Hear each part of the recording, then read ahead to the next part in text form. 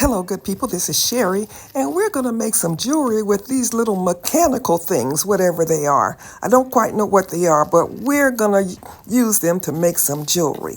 So let's get to it.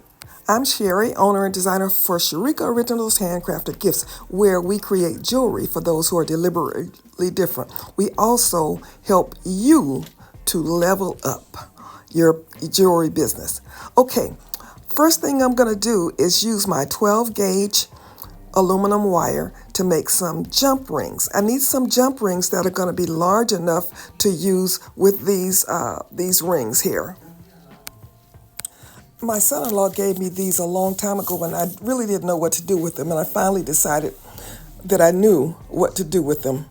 And Google says they're like wheel hub rings, whatever that is used for. As you can see, I'm wrapping my aluminum wire around this piece of round wood, and I'm going to pull it off and cut the rings off. I'm going to use a pair of sharp cutters, and when I cut, I want to have both ends of my circle a blunt end. So I'm going to have to turn my cutters back and forth so that I can get the blunt end, because you know on the cutters one side is kind of sharp and the other side is blunt. So when you see me turning the cutters, that's what I'm doing, is trying to get the blunt end.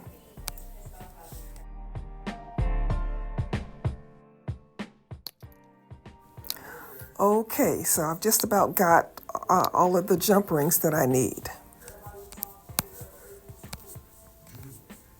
I'm going to join several of these rings by joining them with jump rings. And my idea is to make a bracelet. But what I saw is that I could either make a bracelet or a necklace according to how many of the circles I joined.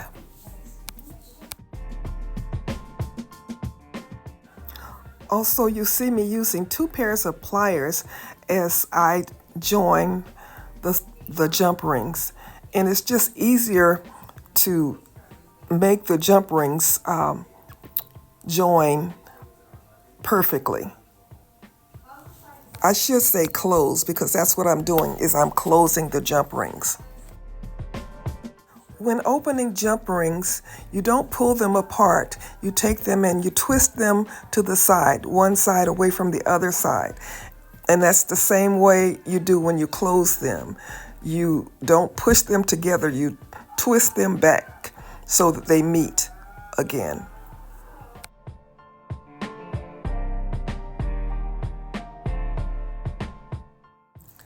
I really had to go back and forth on this length because I had too many rings, so I'm going to take a ring off and try it again. Now I'm going to make a hook clasp to close the bracelet. I'm cutting about 3 inches of my 12 gauge wire.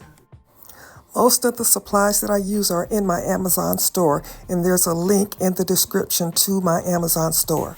This first circle that I'm making is to attach to the bracelet.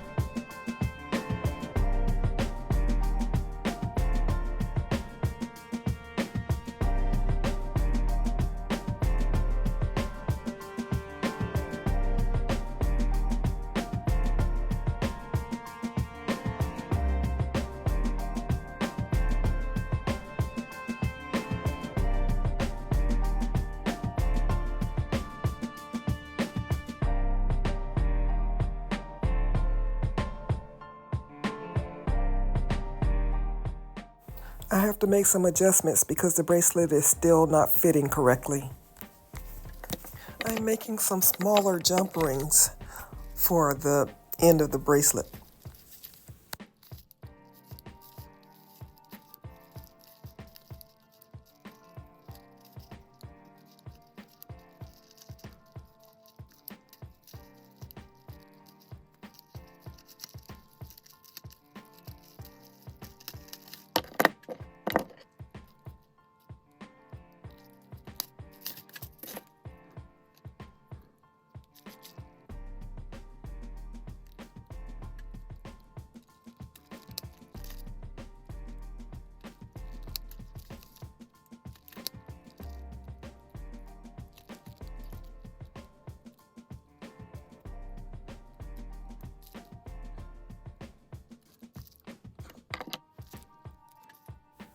I'm making a small chain to try to make the bracelet adjustable.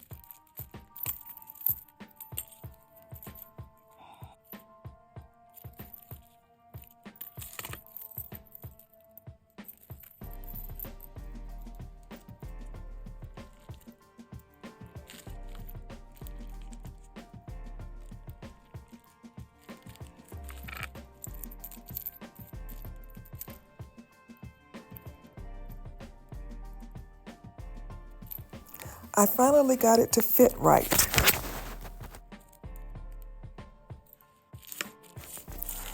Here's the bracelet. Now I'll make some earrings.